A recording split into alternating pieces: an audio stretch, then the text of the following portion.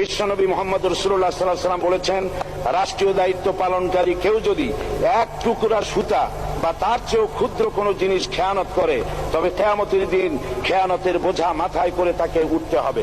মাননীয় স্পিকার, আল্লাহ রসুল যে সরকার ব্যবস্থা প্রতিষ্ঠা করেছিলেন তা সত্যিকার অর্থে ছিল জনকল্যাণমূলক সরকার। নবী করিম সাল্লাল্লাহু আলাইহি ওয়াসাল্লাম সরকারি কর্মকর্তাদের বিরুদ্ধে কোনো অভিযোগ পেলে তখনই ব্যবস্থা গ্রহণ করতেন।